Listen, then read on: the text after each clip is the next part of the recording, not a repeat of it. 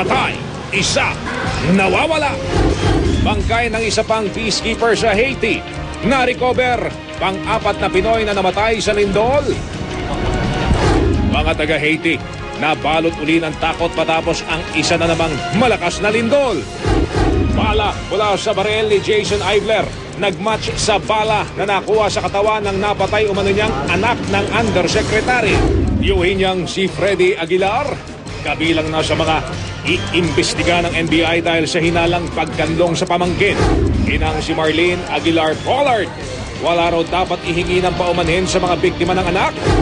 Mga nagtitinda ng imitation ng isang brand ng footwear sa Green Hills, sinalakay. Labi ni Serge Rimonde, dinala na sa Malacanang. Parangal na Order of Lacandula, iginawad ng Pangulo. WBO Welterweight Championship belt, formal na iginawad kay Manny Pacquiao sa New York. Pagtitinginan ni na Alger Abrenica at Chris Bernal, wala na bang hadlang dahil wala na sa eksena ang nauugnay kay Alger na si Rich Asuncion? Jackie Rice, gusto raw ipa-insure ang kanyang legs.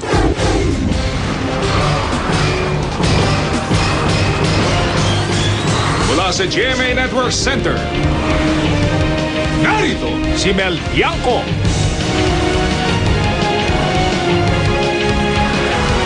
Ito ang 24 oras.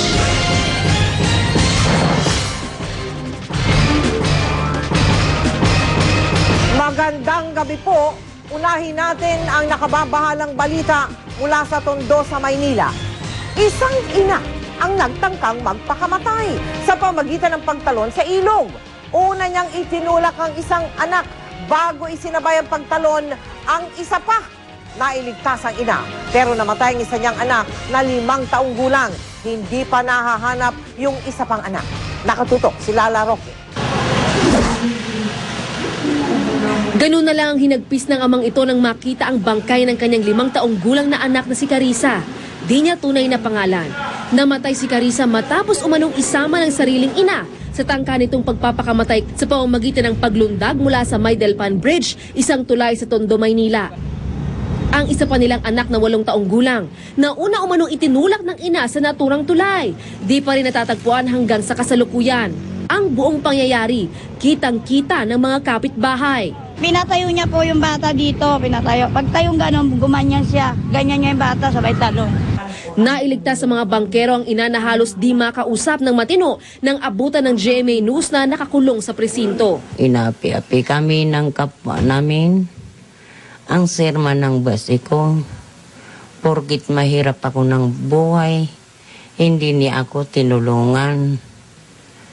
Ito po masasabi ko sa inyo, kahit ako patayin sa masamang gawain, hindi ko gagawin dahil mahal ko ang Panginoon. Maging ang asawa niya di malaman kung bakit ito nagawang magpakamatay at naisipan pang isama ang kanilang mga anak. Hindi ko rin po masabi sa inyo kung anong nangyari dyan. Hindi ko may paliwanag sa inyo. Pero kung ang mga pulis ang tatanungin, parang dala ng kahirapan kasi pag kinakausap naman, okay naman yung mga sagot niya. Tama naman lahat ng mga sinasagot niya sa amin. Maayos siya nasasagot. Hindi mo masasabing may sira ang ulo niya eh. Yung talagang kaya gano'n na siyang kumilos kasi masakit ang katawan niya dahil pagkakalaglag niya sa ilog. Sa ngayon, walang magawa ang ama kundi manalangin na makikita pa niyang buhay ang 8 taong gulang na anak. Panganay ko po, di pa nakikita. Sana naman matulungan ninyo ako. Makita yung anak ko na yun. Lala Roque, nakatutok, 24 oras. Kinasuhan na ng parricide ang ina ng 5 taong gulang na biktima. Palaisipan sa mister ng suspect kung bakit yun nagawa ng kanilang ilaw ng tahanan. Nakatutok si JP Soriano. Naabutan namin ang amang ito sa Dalpan Bridge, Tondo. Umaasa siyang matatagpuan ng nawawala pa rin niyang anak matapos itulak ng kanyang misis kamakalawa nang magtangkang magpakamatay. May mga nakapagsabi raw na nakaligtas ang bata. Hindi malaman ng ama kung bakit nagawa yun ng kanyang asawa. Yun nga, hindi ko alam sa kanya kung bakit ano naman kami kahit na paano sa pagkain eh. Bakit niya nga nagawa sa mga bata yung ihulog niya dito sa ilog eh. Kwento ng ilang kapitbahay, kakaiba raw ang kinikilos ng ina ilang araw bago gawin ang krimen. Sa presinto, idinadaing ng ina ang masakit daw niyang katawan. Iba-iba ang sagot niya sa aming tanong kung bakit siya tumalon sa ilog at isinama ang 2 anak. Pero alam niya ang pangalan niya at ang mga anak. Kinasuhan na siya ng MPD ng parricide dahil sa pagkamatay ng 5 taong gulang niyang anak matapos niyang isama sa pagtalon sa Dalpan Bridge. Na-inquest na rin siya at nakatakdang ipasuri ang kanyang mental kondisyon. Ayon sa MPD, hindi ito ang unang beses na may inang isinama ang kanyang anak sa pagpapakamatay. Kaya payo ng MPD, kung may kasama kayong iba ang kinikilos, dapat maipatingin agad sa doktor o dalhin sa mga health center kung saan may mga social worker na handang magbigay ng counseling. JP Soriano, Nakatutok, 24 Oras.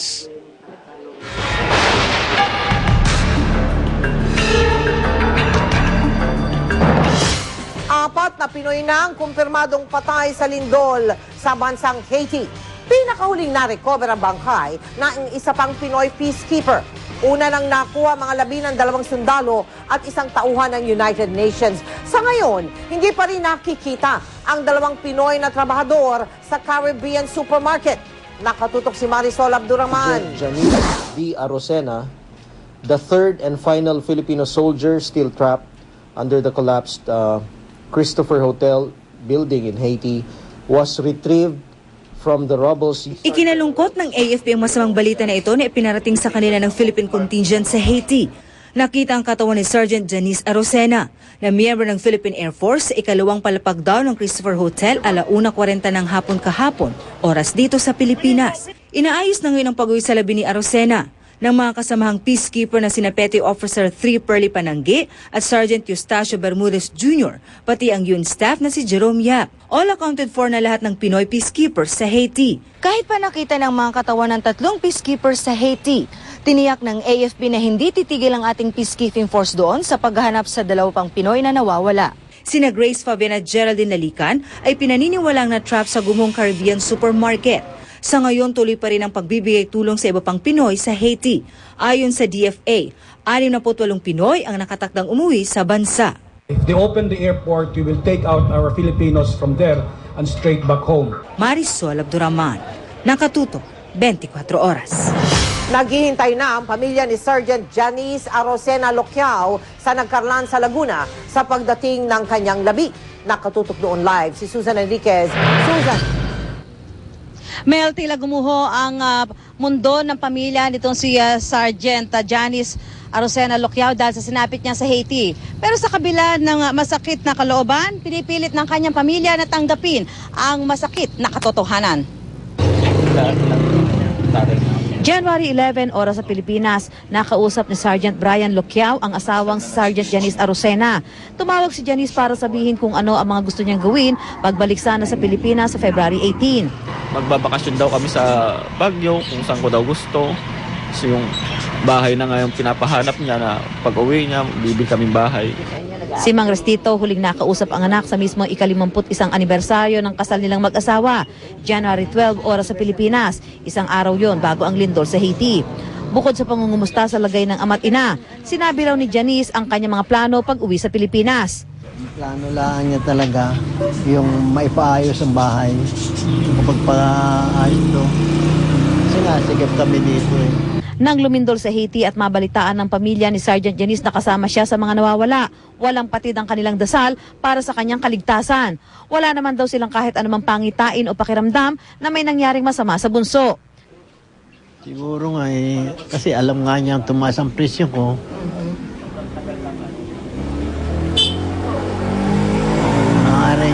Natatakot siya. Hindi maiwasang pag napapag-usapan ay talagang